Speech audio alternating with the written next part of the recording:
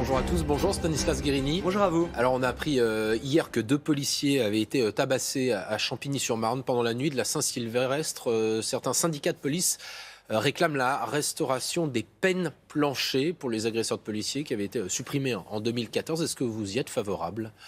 Je pense que ce n'est pas la question. Permettez-moi d'abord d'adresser un message de soutien aux 2 policiers, à la policière et aux policiers qui ont été lâchement agressés. C'est insupportable. Je pense à ces images où on voit, c'est choquant, je crois que ça a choqué tous les Français, cette policière au sol et puis des gens autour en train de filmer. Je crois que le sujet, c'est d'abord d'appliquer la loi telle qu'elle est, de retrouver les fauteurs de troubles, les auteurs de cette agression, de retrouver peut-être également ceux qui n'ont pas prêté assistance à personne en danger, parce que la loi permet de le faire, et de sanctionner durement. Je pense que toute la nation devrait être derrière les forces de l'ordre. C'est eux qui nous ont permis de passer un réveillon qui s'est globalement bien passé. Je pense aux 140 000 forces de l'ordre qui étaient sur le terrain.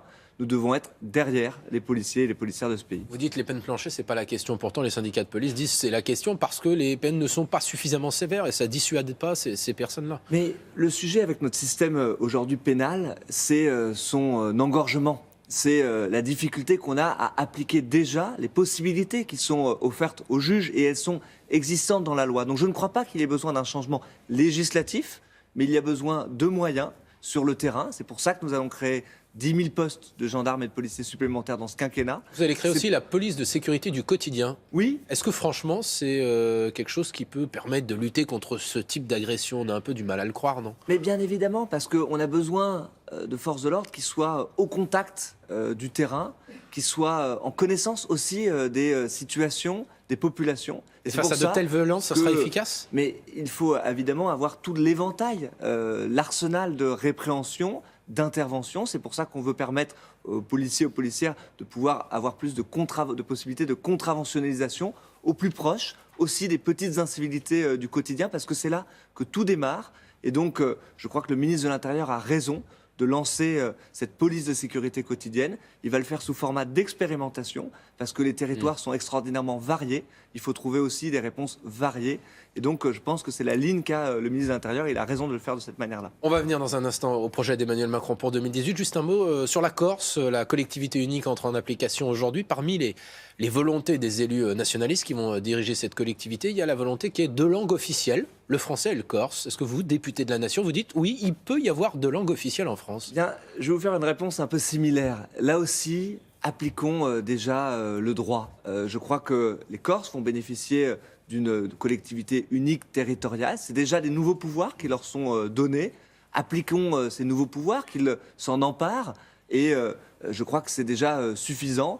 Jacqueline Gourault va se rendre en Corse le 5 janvier. Donc le dialogue avec la Corse va continuer, perdurer. Mais le message aujourd'hui, c'est déjà de s'emparer des pouvoirs existants pour la Corse. Alors, le président de la République a multiplié certains mots dans ses vœux. Vous les avez entendus comme moi, fraternité, partage. On a eu le sentiment d'une inflexion, sinon de gauche, sociale.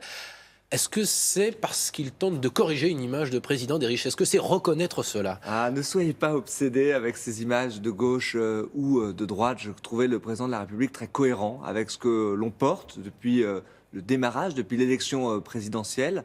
Nous voulons un projet de rassemblement pour les Français. Je crois que c'était ça le fond du message du président de la République, de dire qu'il faut que la France se rassemble. On a une occasion unique en ce moment. On est en train de réussir à redresser le pays. Le pays, il va y avoir des résultats concrets pour les Français en matière de pouvoir d'achat, en matière de justice sociale. C'est ça qu'il faut qu'on continue à faire. Et il a eu raison, le président de la République, de dire que nous allons avoir besoin de tout le monde, chacun à notre place. Nous pouvons faire en sorte que la France se relève, que l'on participe tous ensemble à cette renaissance française. Avec des textes très concrets, dans quelques jours à l'Assemblée, vous allez évidemment l'évoquer puisque vous serez l'un des principaux orateurs sur ce texte. Il y a la question du droit à l'erreur. Concrètement, qu'est-ce que ça va changer dans la vie des Français ? Oui, j'ai la chance d'être rapporteur de ce texte. Eh bien, concrètement, ça va permettre de remettre de la confiance entre les Français et leur administration.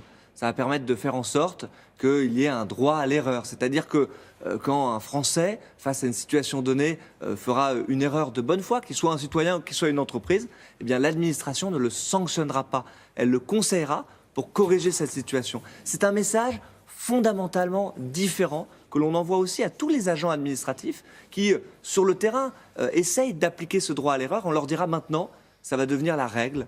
Et il faut de la bienveillance vis-à-vis des administrés. Et je pense qu'on peut changer beaucoup, parce que si l'on veut mettre en œuvre toutes les réformes concrètes dont on peut parler, nous avons besoin qu'il y ait plus de confiance dans le pays, et notamment vis-à-vis de l'administration. Alors en 2018, Stanislas Guerini, qu'est-ce que vous allez changer à l'Assemblée pour être moins arrogant? Pas vous directement, mais le groupe de La République En Marche. C'est Christophe Castaner lui-même qui a reconnu qu'il y avait eu peut-être quelques erreurs sur ce plan-là. Alors merci d'abord de ne pas me reconnaître de l'arrogance, parce que je crois que ce n'est pas ce que portent les députés de La République En Marche. Vous savez, Vous ne pensez pas qu'il y a eu un peu d'arrogance, comme l'a dit Christophe Castaner? Moi, je ne crois pas qu'il y ait eu de l'arrogance. Ce n'est pas un terme que je ferais mien, mais après, il faut en tout cas de l'humilité. Ça, c'est certain.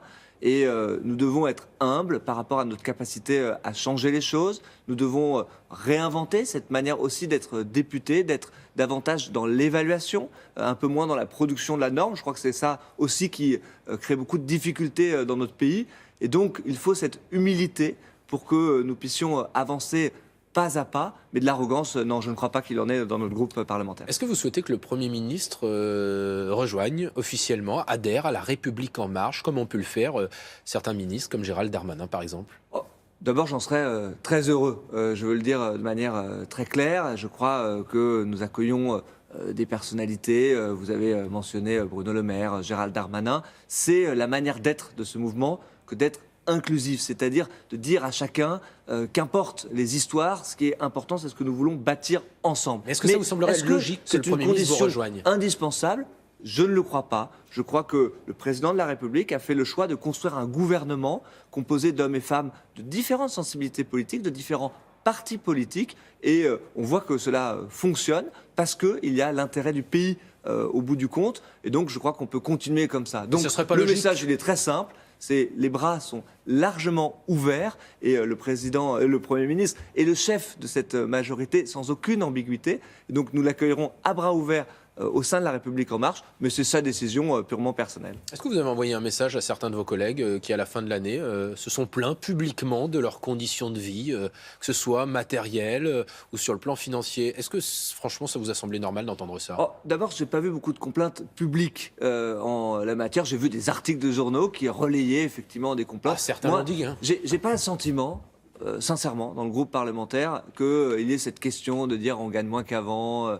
Je crois qu'il y a de la joie d'être ensemble dans ce groupe parlementaire. On fait un boulot, sincèrement, qui est absolument extraordinaire. On est confronté à des situations parfois difficiles, mais être député de la nation, voter la loi, participer à ce mouvement historique derrière un président de la République qui est déterminé, je crois que c'est quelque chose qui est inestimable, et nous sommes heureux et fiers de faire cette mission pendant 5 ans. Merci beaucoup Stanislas Guerini d'avoir été avec nous ce matin. C'est à vous Thierry. Merci messieurs, bonne journée. Dans quelques instants, nous serons accompagnés d'Olivia Chalère qui